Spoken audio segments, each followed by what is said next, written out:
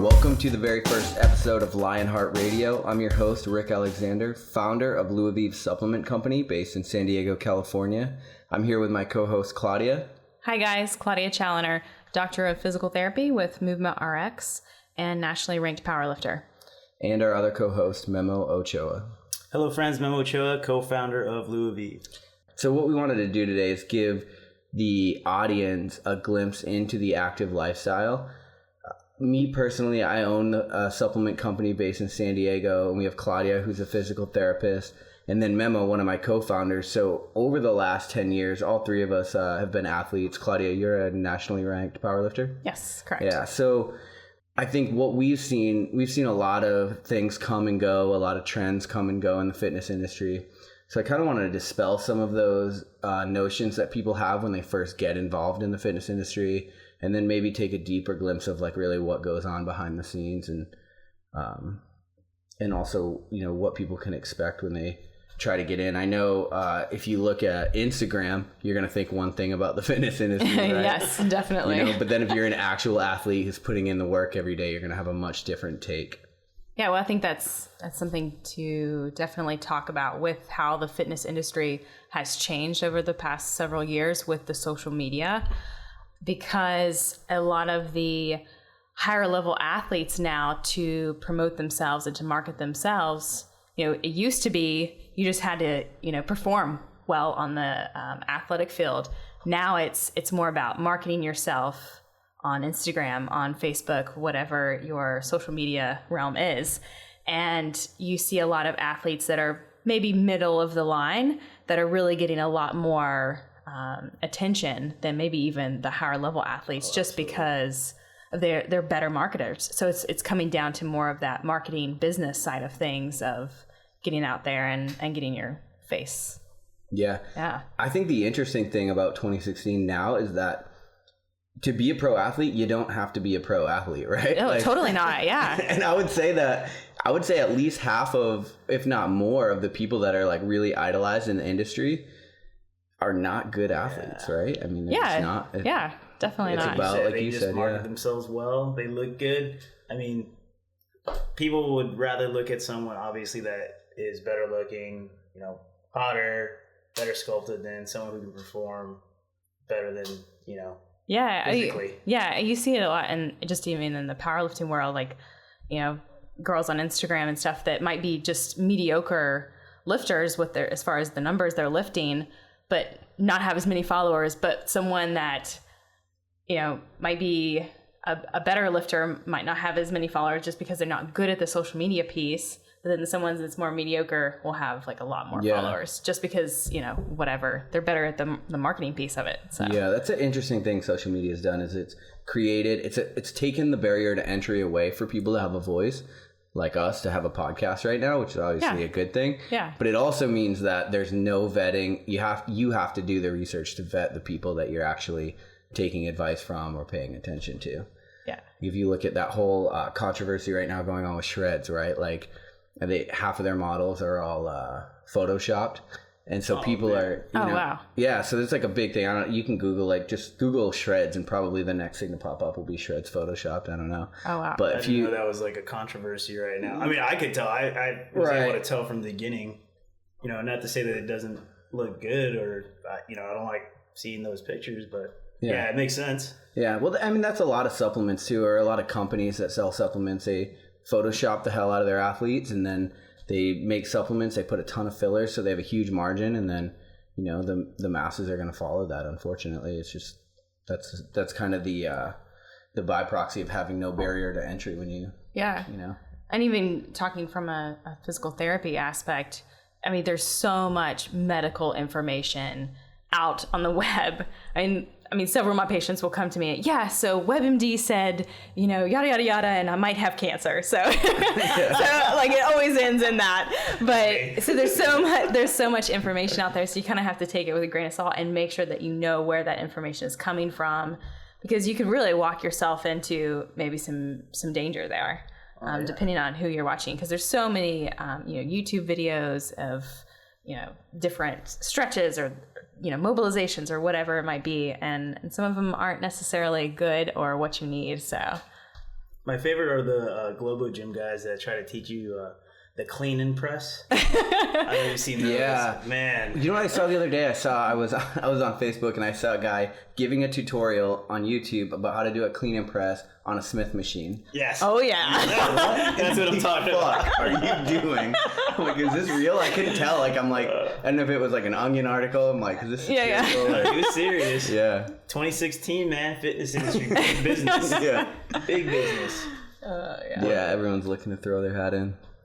But I think definitely something to talk about over the last little bit is the niches that have been developed in the fitness industry, like the yoga studios, the Pilates, the 5K runs, the mud runs, the Spartan races, Tough Mudder, all of that stuff that has just blown up in the last little bit. Don't forget Zumba. Oh yeah, Zumba, of course. Yeah, Brazilian of butt course. lifts. That's another one. And I mean, even CrossFit too, like, or spin classes. Yeah, all of that stuff has Right. definitely like blown up in the last little bit, and people are becoming more aware, I think, of fitness and the fitness industry, or at least getting more exposed to it. Which is great. And, you know, not talking bad about anything you do, like Zumba. That was kind of a joke. Like, obviously, we're weightlifters here. If you're going to do Zumba, great. Yeah, you're Awesome. moving. You know, you're doing something. I'm not going to knock you for doing it. That's what's great about, you know, just being active. Yeah. And that's what's great about the fitness industry now. If you got so many options, you can do anything. Yeah, I think some of those are fatty, but then some of them aren't a fad at all, like CrossFit, right? I think we're past the point of that being a fad. I mean, Yeah, exactly. it's a $2 billion or something dollar economy right now. I mean, and it's shed a lot of light on Olympic lifting and powerlifting and Totally. You brought them back from the dead. yeah, all these sports that essentially nobody paid attention to, especially in the United States. Yeah. Now CrossFit has just made huge because people are looking to fill different holes in their fitness and you know. Well, I think also the community aspect of it. I mean, it's gotten so many people together, develop this community, and now you have friends that you share fitness or share an active lifestyle together. So definitely the community piece of it too. Not only in CrossFit, but you know, you see that in the yoga community too. So I feel like CrossFit was the main organization that actually brought the whole community aspect back into fitness. Yeah. And then, you know, everyone that deviated from CrossFit, you know, whatever yoga, Olympic lifting, you know, just kind of brought that with them. And now you see it everywhere, I feel. Yeah, definitely. I think the Tough Mudder is an interesting one too because they blew up. I don't know if those are kind of trending down at this point or what, but I don't know. I don't know any statistics on it, but I feel like there's so many in the Spartan races too. I feel definitely like think they peaked. Yeah. You know, I wouldn't say they're like crashing, but I wouldn't say that they're growing either. Yeah. Yeah, that whole obstacle course phenomenon. I mean, I think obstacle course racing in itself is still growing. I don't know about the brand of Tough Mudder, but yeah. And then there's the Epic too, which is another. I think it involves more. Actually, they do some like more like almost like strongman kind of stuff and like different. It's a little bit different than I think the like Spartan or well, Epic was launched here in San Diego. Tim, a guy named Tim, he launched Epic Series. He was a founder, and at the very beginning, I went around and I taught strongman seminars on behalf of Epic to try to get people excited. Oh, okay, about the race. okay, gotcha, yeah. So that's a whole other brand of you know. But I think that says something about the world and technology as a whole right now. Like literally with Amazon, I mean, we could sit on your couch right here and we could order groceries, right? Like, and toilet paper. It's a beautiful and thing. Cable. And I mean, you could never move from your couch. I mean, as long as you could pay for this, you could literally never move from your couch. And I think us as society, as a human race, are just like dying to get back to some semblance of our roots, which is why things like CrossFit and, because it doesn't make any sense, right? If you can sit on your couch and order food, why in the hell would you run through mud for 12 miles and trash your hands and trash your feet and right? But I think we're all trying to get back to that, some semblance of like our roots and where we came from and that kind of a thing. Which I think is hugely important because you look at the state of our society now and there's like more than a third of adults are obese and nearly 70% are just overweight. And an average adult, I was reading that an average adult consumes 22 teaspoons of sugar a day. And many adults set for like 7 to 8 hours a day, and some even like up to 15 hours. So it's disgusting. Yeah, right. And so, I mean, that's gonna cost so much money for you know, healthcare and future cost of back surgeries and whatever Right. else is going on. So I was also reading that a third of women and then a fourth of men in the US are on diets. So people I think are trying to, make changes, but I think it's just really tough. And then there was like 60 billion spent on diet and weight loss products in a year. Oh my God. Yeah. So it's a huge amount, but and I'm not really sure if that's like the best way to go about it is like this I'm not a big fan of diets per se, just it's about active lifestyle. It's not necessarily like having to go out and exercise, but living that active lifestyle. So same kind of thing about diets, just eating clean and making small changes. You said 60 billion on... Yeah, That's 60 billion, yeah. So think about this. This is something I think about a lot too, right? If there was a pill, and this is how they're all marketed, right? Like a diet pill. If it could make you feel better and look better and sleep better and perform better, like people are going to mortgage their fucking house for this pill, right? Yeah, totally. But you could literally eat clean food and live an active lifestyle and get all of that. Yeah, But for exactly. whatever reason, like getting to that is a lot harder than just buying a pill on Amazon, I guess. Yeah. No one wants to go through that discomfort. Yeah. Yeah. Oh, well, of course, you also look at our lifestyles. Most people are like working themselves to death, don't have time for exercise or time for fitness or time for taking a walk. So they're stuck in cubicles all day. Yeah. Not getting sunlight and stuck sitting all day. So it puts you in the shitty mood. Yeah, or, exactly. You're just like, I want to, I just want to go home and relax when they would feel way better. Way better if you, I know. Yeah, people just get in these ruts, I think. And yeah, exactly. It's so hard. Yeah. It is hard to get out of those ruts at times. Mm-hmm. Yeah, I think if you set physical goals for yourself, so I know for me, like, if I'm just going to work out for the sake of working out, I'm probably not going to do it. Like, it doesn't motivate me for whatever reason. If I set goals, though, and I'm trying to, like, compete in something or accomplish a goal, it's hard to get in a rut when you're constantly moving forward, right? Yeah, totally. For me, it's like if I'm always moving toward a goal, like I'll never get stuck in a rut because I'm too focused on what the hell I have to. I think that's a huge. It's important. That's definitely huge. And whatever that goal is, it could be hiking up whatever mountain. Doesn't have to be super rigorous or competing in a powerlifting meet, whatever it might be. Just getting competition ready for something in your sport or 5K walk run.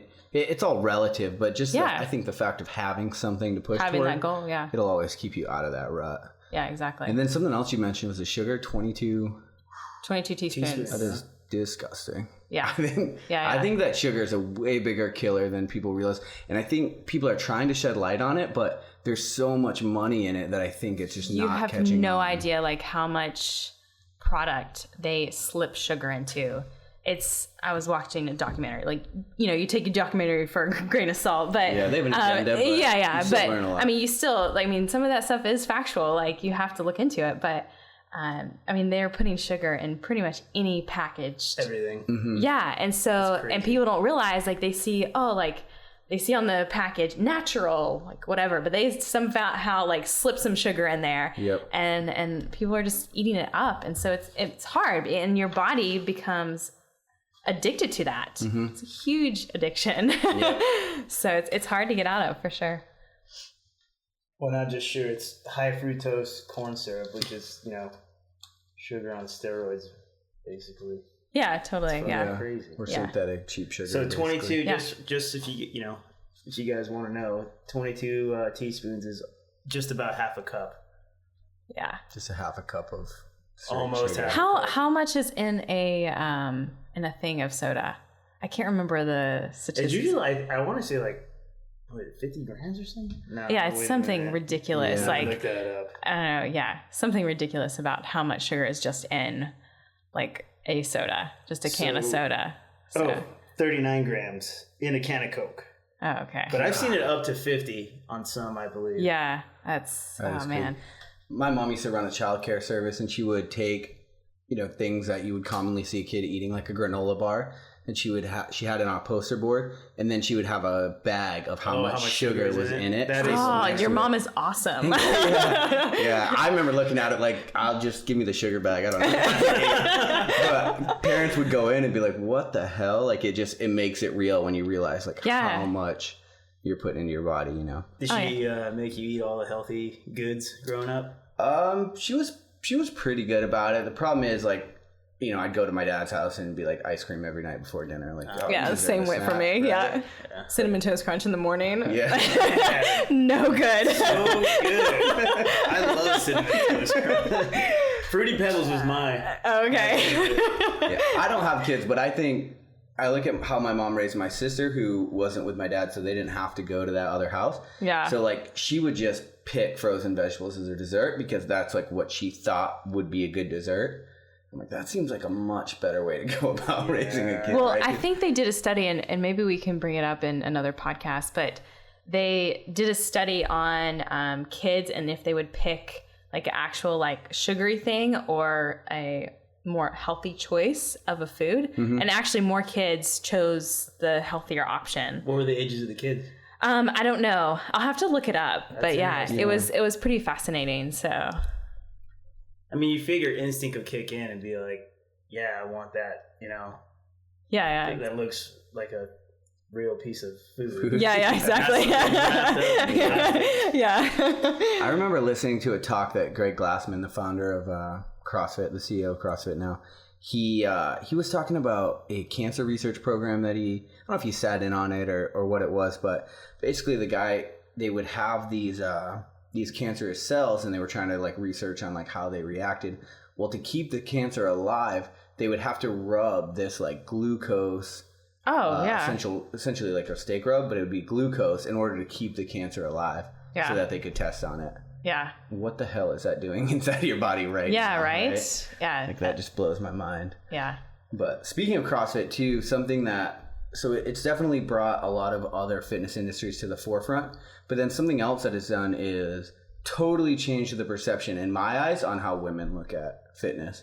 Yeah. For the better, absolutely. Like I know we talked about that in an earlier show, or maybe it was the same show that we're re-recording right now. But, maybe it might be. But we talked about the fact that it's completely acceptable now for a woman to want to be strong, right? Yeah, it's freaking awesome. Yeah, and in my opinion, like the guys that don't like it at this juncture are just the weak guys that can't handle it. Totally. Yeah. It is what it is. Like, it's pretty awesome how empowering it is for a woman. Because I mean, I just remember like growing up myself as a teenager. Of course, you know, teenage girls are super mean, especially in junior high. Yeah. But I mean, I got called like thunder thighs and everything else. And so I was really self-conscious about like just my natural muscular build.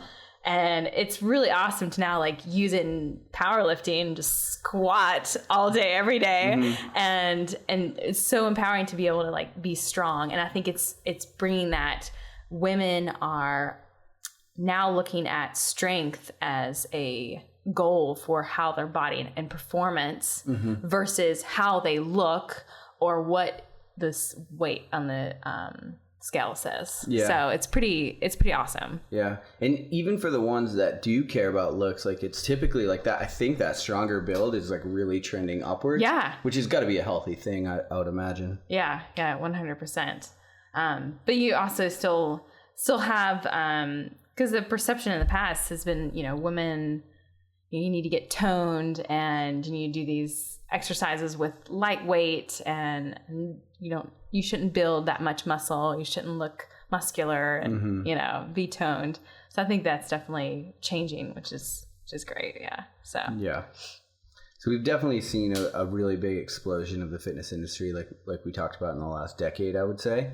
But what do you guys think about like the next 5 years? Where do you see fitness progressing?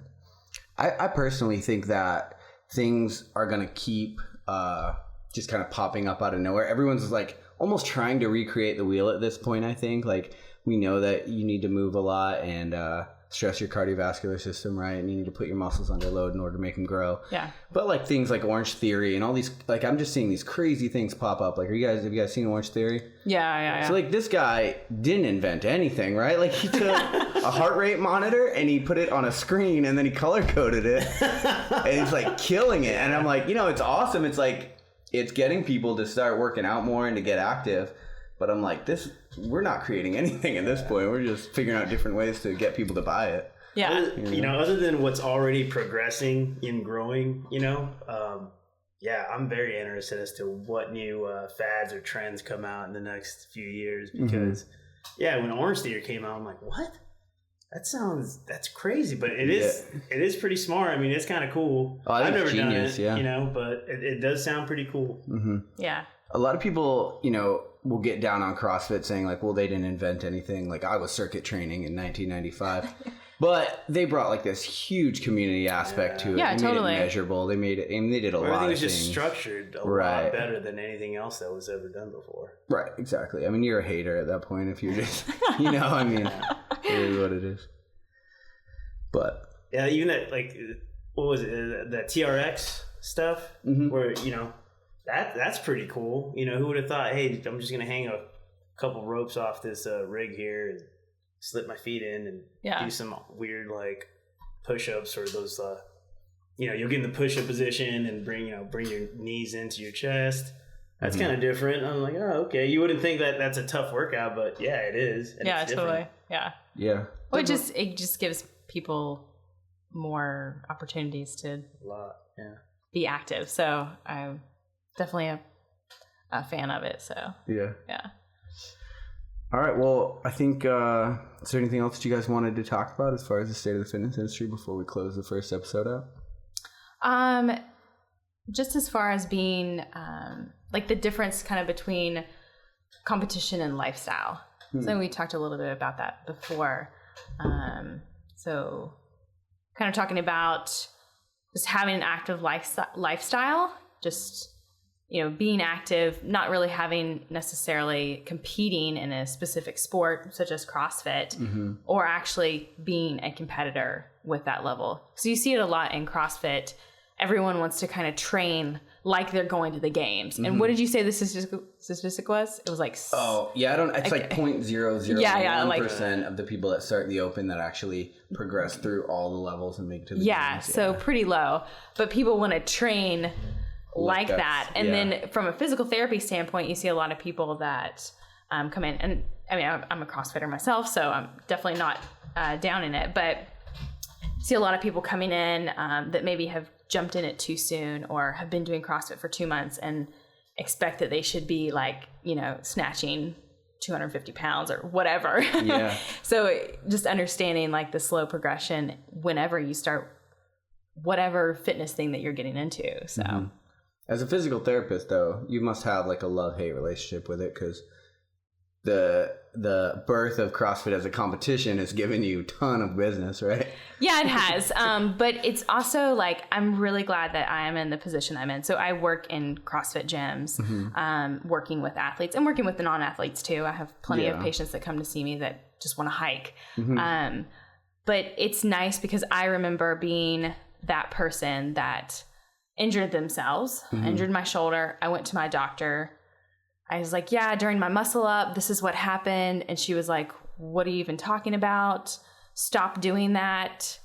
And, whatever. So I went to go PT. I went to PT and they were like, what's a muscle up? What? Why? Yeah, stop doing that. What are you doing? Yeah. And so, and I see it a lot with patients that come to me too of they might have hurt their knee or something because their squat mechanics were horrible. They weren't using their glutes or whatever. It was just their mechanics are totally off. But their doctor just said, oh, you should never squat again. So how in the world are they going to go? They just don't want to get sued. Go to the bathroom. Seriously? You've got to squat down to the toilet. You're going to squat down to a chair for the rest of your life. Right. You have to be able to do that. And so so it's nice being in the position that I am in because we can go through that movement piece of it and get them back to function. But what I see a lot of is people trying to do too much too soon. And because you're in that class setting, it's competitive. And a lot of people that are drawn to CrossFit are competitive. Right. I mean, I totally am. That's what I loved about it. Right. But getting people to kind of slow down a little bit and realize what their own goal is. And if they want to get healthy with whatever it might be, then they might have to take a step back and not be super competitive for a certain time frame. So yeah, something I think that I've seen kind of trending lately is there's a lot more emphasis on prehab. So medicine in itself is you have a problem, let's fix it with medicine, right? Whatever that looks like. But now I think there's a big trend toward like CrossFit has made people like, well, I have to take care of this. Like I have to roll out. I have to do trigger point therapy because I'm doing 100 reps in one domain and I need to be able to handle that. Right. But like kind of force the hand of athletes. But I think overall everything with Kelly Starrett and everything that he's doing, it's all really catching on, I think. Yeah, no, I think it's great. I mean, there's been several people that don't even do CrossFit that have come to me and be like, oh yeah, like I was reading Kelly's book and this and that. I'm like, that's awesome. That's great. So I think it's definitely just the healthcare system in a whole is changing slightly. We are shifting more to the preventative side of things, which is fantastic. And even as a physical therapist role, people in the past have only come to physical therapists when they have pain. And so I'm seeing athletes and non-athletes that are coming to me and be like, hey, I have a hike in 5 months from now. And I want to make sure that I'm healthy enough to be able to hike. They don't have any pain, but they just want to make sure that they're going to be okay for that hike. Right. Which is awesome. Like I love to see people like that motivated and that in tune with taking care of their bodies. And I think it's definitely going to grow. I think it's only growing. When did you start like seeing a lot of that, Well, just with our setting, I mean, I've always seen a bit of it. So over the last couple of years. Okay. Yeah. Because I feel like 4 or 5 years ago, that wasn't like something most people were seeking to do. Yeah. Like, even me, like when I started, like I don't want to roll out or stretch out. It's I don't like doing it. I still don't like doing it, but I do. Yeah. I see people like you or other therapists to make sure that I don't get hurt. Yeah. So it's good to see that. Yeah, that's changing. Yeah, no, I think it is growing for sure. So not to change the subject, but as we're sitting here talking about fitness, I think I broke your chair. I think I sat right through the fucking chair. I don't know if it's handled a man your size, so. That's my bad. All day, that's my bad. Less sugar, more movement. Aren't you running 100 miles in a couple weeks? Yeah, that's what they say. Yeah, okay. All right. What's your weight at right now? 229. Good God. Yeah. I can't wait to hear about that. It's going to be brutal. Like 2 days ago, I started researching it. I was looking at 27,000 feet of elevation gain and loss on this race. I'm like, 27? What am I doing? Yeah. I was like, I shouldn't have done this. I didn't know it was that much. Yeah. Our buddy Brendan's like, he doesn't know anything about the course. Yeah. Buddy Brendan's. Well, I don't know anything about it by design because the more I learn about it, the more I'm like, I'm way over my head running this damn race. So Brendan's like, hey man, do you know like the elevation is this and that and just telling him all these stats from like last year's race. And I'm like, dude, what are you doing, man? You're gonna freak him out. Let him just show up and figure it out. Oh, that's fantastic. Before we derail this conversation any further, look forward to that podcast. Yeah, that should episode. Be a good one for sure. All right, guys. Well, I think we're probably 30, 40 minutes into this thing. Yeah, 30. All right. Well, I think this is a good stopping point.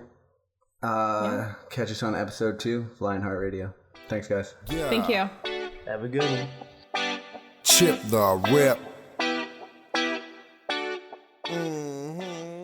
Thanks for listening to LionHeart Radio. Don't forget to rate us and download our other episodes. For your supplement needs, go to louaviv.com, and for your sports therapy needs, visit movement-rx.com. Won't forget this Midwest nigga be the coldest. Cleveland is the city where it's hustle.